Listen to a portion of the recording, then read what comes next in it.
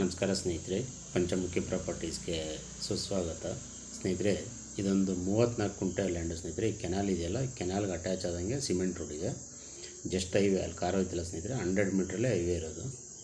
ಈ ಕೆನಾಲ್ಗೆ ಅಟ್ಯಾಚ್ ಆದಂಗೆ ನೀವು ನೋಡ್ತೀರಾ ನೋಡಿ. ಈ ಬಲಗಡೆ ಏನು ಬರುತ್ತೆ ಇದು ಲ್ಯಾಂಡ್ ಸ್ನೇಹಿತರೆ. ಇದು ವೆಟ್ ಲ್ಯಾಂಡ್ ಅಂದರೆ ಗದ್ದೆ ಮಾಡ್ಕೊಂಡಿದ್ದಾರೆ ಇವರು.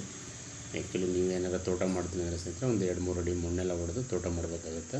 ಅಂದರೆ ವೆಟ್ ಲ್ಯಾಂಡ್ಗೆ ತುಂಬ ಅನುಕೂಲ ಇದೆ ಅಂತಲೇ ಹೇಳ್ಬೋದು. ಭತ್ತ ಎಲ್ಲ ಬೆಳೀತಾ ಇದ್ದಾರೆ ಇವಾಗ. 34 ಕುಂಟೆ ಸ್ನೇಹಿತರೆ. ಇದು ಒಳ್ಳೆ ಲೊಕೇಶನಲ್ಲಿದೆ. ನಿಮಗೆ ನೀರಿನ ಅನುಕೂಲ ಎಲ್ಲ ಚೆನ್ನಾಗಿದೆ. ಪಕ್ಕದಲ್ಲೇ ಕೆನಾಲ್ ಇರೋದ್ರಿಂದ ನೀವು ಒಂದೊಳ್ಳೆ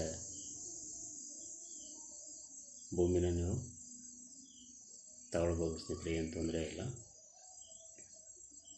ಅಂದರೆ ನಾನು ಹೇಳೋದಿಲ್ಲ ಸ್ನೇಹಿತರೆ, ಒಂದು 3 ಅಡಿ 4 ಅಡಿ ಮಣ್ಣೆಲ್ಲ ಹೊಡೀತು ಅಂದರೆ ನೀವು ಕೆಂಪು ಮಣ್ಣು ಹೈಟ್ ಮಾಡಿಕೊಂಡು ತೋಟ ಸಹ ಮಾಡ್ಬೋದು. ಇಲ್ಲಾಂದರೆ ಭತ್ತ ಬೆಳೆಯೋಕ್ಕೇನು ತೊಂದರೆ ಇಲ್ಲ ನಿಮಗೆ.